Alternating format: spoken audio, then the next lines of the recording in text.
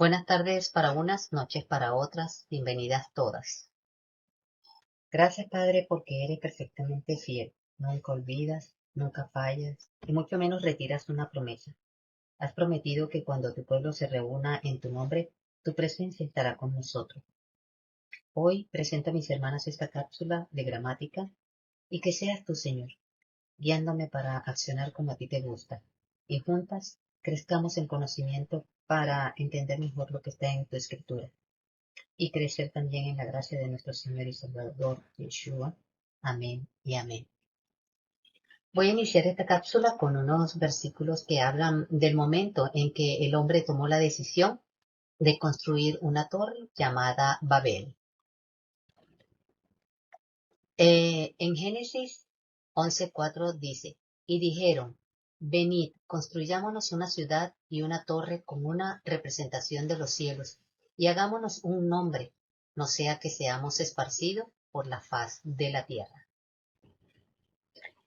En Génesis 11:5 y 6 dice, pero Yahweh descendió para ver la ciudad y la torre que edificaban los hijos del hombre. Y dijo Yahweh, he aquí que son un pueblo, y todos ellos tienen la misma lengua. Y esto es solo el principio de su obra, y nada les hará desistir de lo que traman hacer. En Génesis 11:7 dice, vamos, descendamos ya y confundamos allí su lengua, para que nadie entienda el lenguaje de su compañero. Bueno, aquí vamos a estudiar entonces el lenguaje y esos otros términos como lengua o idioma, habla y dialecto, que aunque tienen significados distintos, están estrechamente relacionados. Entonces, ¿qué es el lenguaje? Es el conjunto de recursos de que se vale el hombre para expresar o comunicar su pensamiento y sentimiento. La voz articulada toma parte fundamental, pero también intervienen los gestos y las mímicas. Los pensamientos, ideales, creencias, convicciones y la variedad de sentimientos que anida el hombre habrían sido ignorados, pero gracias al lenguaje, la persona los da a conocer. En su acepción amplia, el lenguaje comprende el idioma o lengua, el habla y el dialecto. Muchos consideran que estos son sinónimos, pero conviene establecer sus diferencias. Como medio de expresión, el lenguaje es universal, comprende también a los animales, pero estos para comunicarse entre sí recurren a gestos, gritos y movimientos. Se le llama idioma o lengua al sistema de expresiones con que se entiende un pueblo o comunidad de naciones. El idioma castellano o español, por ejemplo, es hablado por la nación española, pero también lo hablan el conjunto de naciones hispanoamericanas. El habla es la manera particular que tiene una persona o grupos de personas para usar las palabras del idioma. Ejemplo, el habla de los mexicanos, argentinos, colombianos, venezolanos, entre otros.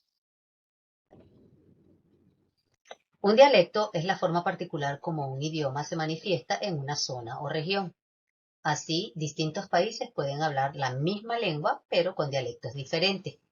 Aquí vemos un ejemplo de una misma idea dicha en México, Colombia, Argentina y España. Y cada uno de los idiomas pueden tener diferentes dialectos. Pueden ser en francés, japonés, español o náhuatl. Entre las clases de lenguaje aquí tenemos las cuatro más comunes.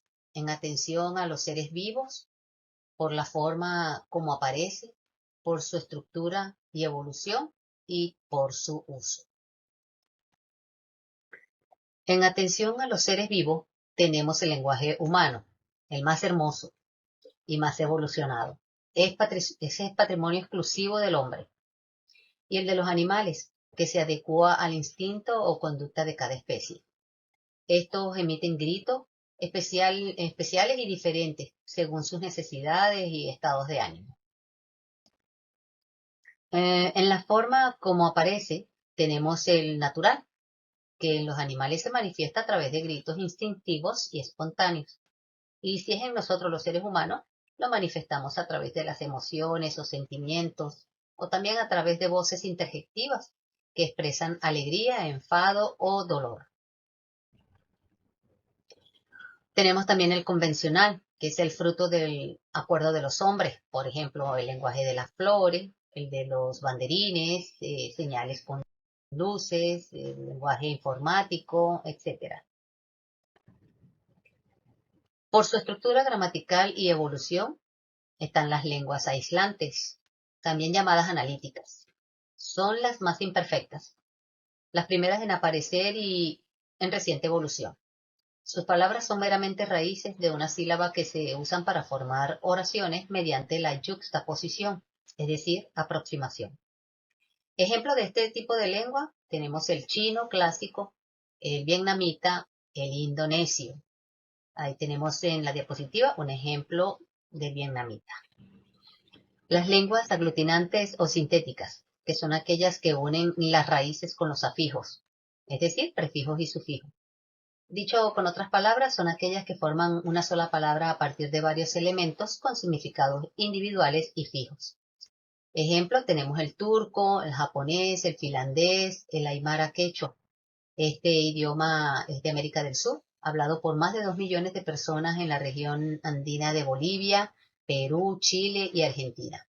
También está el vasco, cuyo ejemplo es el que le muestro en la diapositiva. Pueden observar una raíz y lo que está en negrilla son sufijos que se unen para dar un significado distinto a cada una de ellas. La aglutinación en el español se da en frases breves y corrientes. Ahí tenemos ejemplos de dos palabras, de sin y fin, que se unen para formar la palabra sin fin. Otro ejemplo está en la palabra quizá, que viene de qui y la palabra sabe, y su significado sería quién sabe. Y los cambios que pueden realizarse con una palabra, como es el caso de las conjugaciones de los verbos. En el caso del verbo cantar, pues todas tienen una misma raíz y al final cambia el sufijo para transformarlo con respecto al tiempo. Tenemos canto en presente, cantaré en futuro y cantaba en el pasado imperfecto. Tenemos también las flexionales, que son las más evolucionadas. Las palabras pueden variar mediante la desinencia o terminaciones. La conjugación verbal es la más perfecta. Las lenguas flexivas, también conocidas como lenguas fusionales, utilizan afijos para indicar las variaciones de género, caso, persona, número, voz, aspecto, tiempo y conjugación, que forman la flexión. Ejemplos, tenemos el español, el inglés, el francés, el italiano. Aunque las lenguas flexivas pueden ser fascinantes desde el punto de vista lingüístico, también son conocidas por presentar muchas irregularidades, lo que puede hacer que su aprendizaje sea más desafiante. Por el uso, tenemos las lenguas vivas, que son todos los idiomas que hablan en la actualidad los pueblos del mundo. Las lenguas muertas, que son aquellas que hace tiempo se dejaron de hablar. Ejemplos, el latín, el antiguo egipcio, el sumerio, el griego antiguo, fenicio, y aunque ya no se usan, han dejado un legado a la humanidad. La ciencia que estudian el lenguaje, pues son las lingüísticas y la filología. Ambas ciencias estudian el lenguaje, pero de distinto modo. La filología lo estudia con vistas a la mejor fijación o comprensión de un texto. La lingüística, en cambio, centra exclusivamente su interés en la lengua hablada o escrita, utilizando los textos cuando existen y los precisa, solo como modelo para conocerla mejor. Veamos estos dos aspectos en su forma conceptual.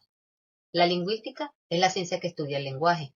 Esto implica estudiar sus orígenes, evolución, fundamentos, estructura, con el objetivo de comprender las dinámicas propias de las lenguas vivas. Y las muertas también, que son las antiguas, de donde éstas provienen.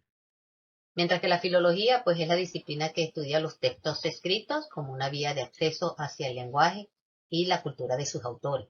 Su propósito es la comprensión, la reconstrucción e interpretación de los textos, especialmente el literario, para intentar recomponer su mensaje y contextos originales. Veamos las diferencias de forma esquemática. Aquí tenemos que la lingüística aborda el lenguaje verbal desde las ciencias sociales, es decir, utilizando el método científico, mientras que la filología aborda el lenguaje verbal desde las humanidades, es decir, utilizando el contexto y la interpretación. La lingüística se centra en la comprensión de la lengua, ya sea oral o escrita, y la filología se centra en la interpretación de los textos escritos, en tanto manifestaciones de la lengua. La lingüística se centra en el estudio de la lengua como un sistema, y la filología otorga importancia a los aspectos históricos, autorales y culturales. Esta es la bibliografía que utilicé para la cápsula de hoy, la que pueden consultar cuando gusten para ampliar la información que les entregué hoy. Muchas gracias por acompañarme.